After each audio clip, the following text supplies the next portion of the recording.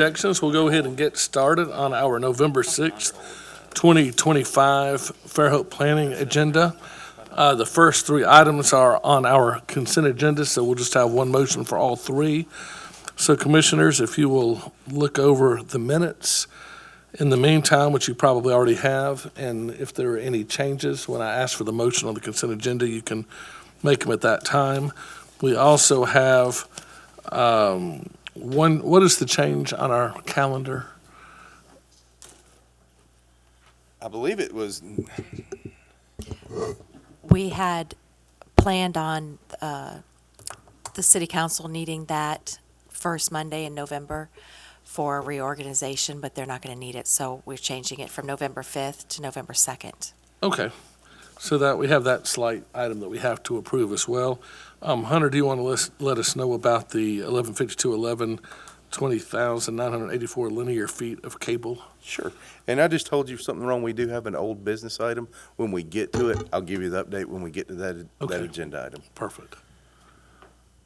So this is 115211. It's standard. There's really nothing exceptional or unique to report about this one.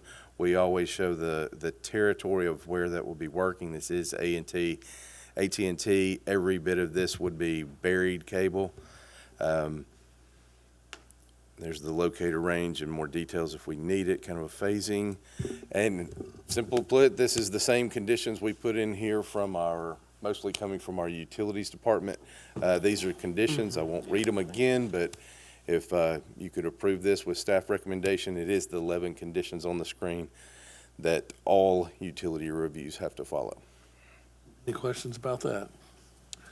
All right, if not, we've got the UR 2513, the minutes, and the meeting schedule change all on the consent agenda. Do I have a motion to approve the consent agenda as is? I move we approve the consent agenda as is. Do I have a second? Any further discussion? All right, all in favor say aye. Aye. Any opposed say nay. All right, motion passes unanimously. Moving forward, old business. We have one item. Just simple update, it wasn't listed, it is here. That was asked to be withdrawn. It's kind of been lingering for a few months, so it was asked to be withdrawn by the applicant. So we don't have to make a motion or anything on that. Just Okay. an update. All right, new business, ZC 2510, for those of you in the audience, all three of you and Sawyer. Basically, any zoning change can only come from the city council because the zoning is an ordinance.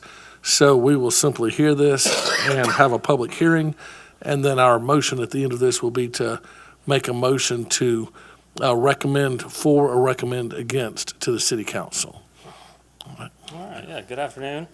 Case ZC 25.10 is a rezoning request, changing from RA Residential Agricultural District to R1 Low Density Single Family Residential District. The subject site's approximately 10 acres located off of State Highway 181 west of Quail Creek. Surveyor and engineer and applicant of record is SE Civil. I believe they're here to answer any questions after my presentation. And then the owner is Bonnie Baker. I've included zoning maps to show you the surrounding zoning of the property, as well as our aerial imagery to show you the current site, and then the boundary survey as well. This site consists of one meets and bounds property, originally developed for residential and agricultural uses. There have been no other planning commission or board of adjustment cases at this time associated with the site. The applicant's request to rezone the property would allow future redevelopment of the site for low-density single-family residential uses. As I mentioned, it's currently zoned RAs, developed with one single-family dwelling and a number of accessory structures. The abutting zoning to the north is RA as well. To the east, we have R3, high-density single-family patio garden homes, and B2, a local business district with it, which is a Baldwin County planning jurisdiction. South of the property is zoned R2, medium density single family, as well as R6, mobile home park. That R6 wraps around to the west of the property, and surrounding land uses consist primarily of a mix of just that low and high-density residential. There's a number of commercial uses on the east side of 181 in Baldwin County jurisdiction, everything from automotive wholesale to aluminum fabrication. The abutting property to the west is developed with that Magnolia Point Mobile Home Park. Zoning ordinance describes R1 districts to allow, or as intended to provide choices for low-density, single-family homes on large parcels of land. The R1 zone properties are required to have a minimum lot area of 15,000 square feet. Being 10 acres, this is obviously well over that at 428,000 square feet. Ultimately, the request is consistent with the comprehensive plan place type designation of suburban residential, given its historical and proposed use of the property for low-density single-family residential and the prevalence of similar uses along this segment of 191. Staff is in support of the proposal. Obviously, future development of the property will have to comply with current code requirements, and it should be noted that any use permitted within R1, that R1 district would be allowed at this location. On your screen, I've included an excerpt of Table 3.1 showing all those allowed uses within R1 districts. During the public comment period, we received one comment from a neighboring property owner. That their full comment was included in your agenda package, but in general, they seem to be mostly concerned with the amount of development within Fairhope, generally speaking, and its effect on utility structure and wildlife, at least with regards to utility. The utility comment, as I mentioned, future development is going to have to comply with all the subdivision and utility development standards at the time of subdivision application and permitting. Staff recommends approval of ZC 25.10, 19763 State Highway 181, request to rezone property from RA to R1 with no conditions. As I mentioned, SE Civil is here to answer any questions you may have of the applicant, and of course I'm here as well for staff should you have any questions for us. Could you go back to I think it's the second or third diagram that had where the buildings were on it currently? Yeah, right there. Now you've got, I see. So those are just auxiliary buildings for the house then? yeah. All right. Any questions for the staff at this time? All right, in that case, Larry, do you have anything to add to this, or?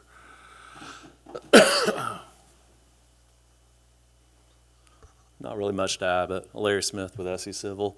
When we first started bringing this property forward, speaking with staff, we had shown an R2 layout, and they really suggested we go with the R1 layout.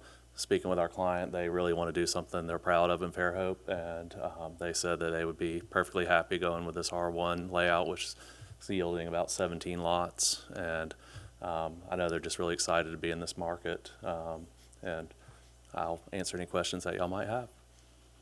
Questions for the engineer at this time? In that case, I'll go ahead and open the public hearing. Would anybody from the public wish to speak to this item? You'll have a chance today, and then this will go to city council in probably a month and a half or so, más o menos. Yes, sir. Are you with the developer? I am, yes. I'm Will Hightower with Tower Homes. We were working with Larry on this project. Wanted to introduce myself really briefly to you guys. I'm here to answer any questions you have. We are a family-owned and operated home building company based in Birmingham. We own a home here in Fairhope. My family and I have ended up splitting time between Birmingham and Fairhope recently. We love Fairhope. And about 2 years ago, we began building homes here. We noticed that there was a gap in what was being built here in terms of residential new construction. There was what the national kind of mass market production builders were building, and then what the custom guys were building in the $1 million to $2 million range. We've been building homes here in communities like Rock Creek, Summer Lake, just outside of your city, the Meadows, the Verandas, in kind of that $500,000 to $1 million price point. That's where we're comfortable. We feel like that was not being served here, and we wanted to bring something to you guys that fit that kind of product. We wanted to make sure to accomplish two things with the deal we brought to your city, and this is our first one. One, something in line with what the city wants and something the city can be proud of and is in line with the comprehensive plan. We met with Hunter and his staff and revised our plans based on their feedback. The second thing we want is something we can be proud of, because we will be here and we will be driving past this site just like you guys, and we want to be able to point to it in 5 or 10 years and be proud of the homes that are built there. Appreciate y'all's time and happy to answer any questions. So much. Anybody from the public wish to speak to this item? All right, in that case, I'll go ahead and close the public hearing.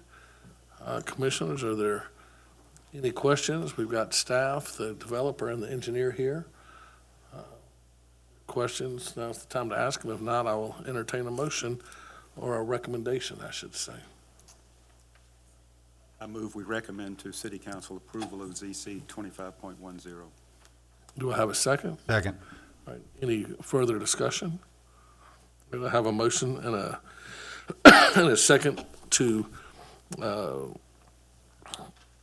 recommend approval to City Council for ZC 25.10? All in favor say aye. Aye. Any opposed say nay. Motion passes unanimously. Is there any other old or new business? If not, we may have set a new record if somebody makes a motion to adjourn. I All will in favor second. say aye. Aye.